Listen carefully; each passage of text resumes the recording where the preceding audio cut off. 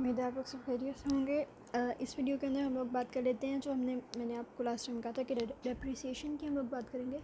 तो हम लोग डेप्रिसिएशन की जो एंट्री करनी होती है वो बेसिकली इस तरह होती है। उसका फॉर्मेट मैं यहाँ पे लिख देती हूँ, फॉर्मेट आप लोग याद कर लीजिएगा क्योंकि वो बहुत इंपॉर्टेंट है। ये पूरा डेप्रिसिएशन भी आप लिख सकते हैं। डेप्रिसिएशन मैं यहाँ पे थोड़ा शॉर्ट फॉर्म में लिख रही हूँ ताकि हम लोगों को ईजी रहे।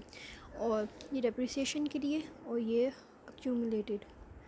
अब अक्यूमुलेटेड क्या है वो मैं आपको बता दूँगी, ACC में उसको लिखूँगी, ठीक है। अब हम लोग स्टार्ट करते हैं। मैंने फॉर्मूला बता रही थी, यहाँ पे हम लोग उस चीज़ के नाम लिखेंगे जिस चीज़ का हम लोग डेप्रिसिएशन वैल्यू ले रहे हैं। अब बेशक वो कार है, बिल्डिंग है, कुछ भी है, तो उसका नाम यहाँ पे आएगा, ठीक है। इसके अगेंस्ट जो हमने लिखनी होती है वो होता है अक्यूमुलेटेड डेप्रिसिएशन, और अगेन यहाँ पे वही कार या जो भी हम लोगों का नाम होगा वो हम लोगों ने लिखना होता है, ठीक है। ये होती है हमारी एंट्री, जो एंट्री का फॉर्मेट है। अब ये बहुत इजी होती है। अब किस तरह होती है, इसमें बेसिकली हमें 2-3 चीज़ें पता होती हैं। अगर हमें ना भी पता हो तो हम लोगों ने उनको निकालना ज़रूरी होता है। पहली चीज़ होती है ओरिजिनल प्राइस ऑफ, जो कि हम लोगों किसी चीज़ की भी है। सपोज़ कर लें हमने एक बिल्डिंग ली थी 8,30,000 की, ठीक है। ये उसकी ओरिजिनल प्राइस होगी है।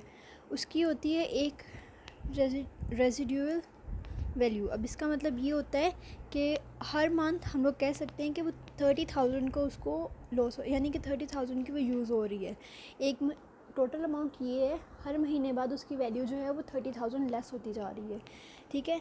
अगर हम लोग मार्केट प्राइस स्टार्टिंग में हमारे पास ये थी, तो एक महीने के बाद मार्केट प्राइस 30,000 लेस करके यानी 8 लाख रह जाएगी। फिर 30,000 लेस करेंगे तो 7,30,000 या पता नहीं 7,70,000 रह जाएगी, इस तरह। हाँ, तो और उसकी लाइफ होती है कि कितने साल चलेगी।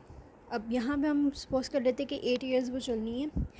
अब हमें मंथली एंट्री करनी है, ठीक है। हमारे पास ये सारी वैल्यूज़ हैं। अब हमें मंथली जब एंट्री करनी है, पहले एक फॉर्मूला है, हम लोग उसके ज़रिए कैलकुलेट करेंगे ओरिजिनल प्राइस कि हमारी मंथली प्राइस बनती क्या है, minus residual value over life, ठीक है। अब इसको हम लोग देख लेते हैं तो कितना आएगा, 8,30,000 माइनस 30,000 ओवर 8। तो हमारे पास जो वैल्यू आती है वो आती है 1 लाख।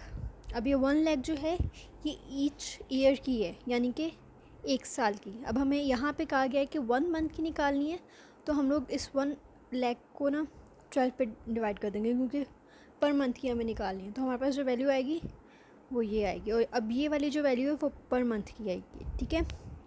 तो अब जब हमें इसकी मतलब एक्सपेंस की या जो भी डेप्रिसिएशन की जो एंट्री करनी है वो हम लोग इसको कर लेते हैं यहाँ पे, ठीक है। डेप्रिसिएशन एक्सपेंस, हम बिल्डिंग की बात करें, बिल्डिंग, और कितना आएगा 8333, ठीक है। और उसके अगेंस्ट क्या वैल्यू आएगी, एक्यूमुलेटेड डेप्रिसिएशन और बिल्डिंग, यानी कि हर महीने वो 88,333% जो है उसकी प्राइस जो है वो लेस हो जाएगी, ठीक है। तो ये थी हमारी डेप्रिसिएशन की। उम्मीद है मुझे आप लोगों को समझ आ गई है। अगले के अंदर हम अनएडजस्टेड जो ट्रायल बैलेंस है उसके एग्जांपल्स करते हैं। तो तब तक के लिए अल्लाह हाफ़िज़।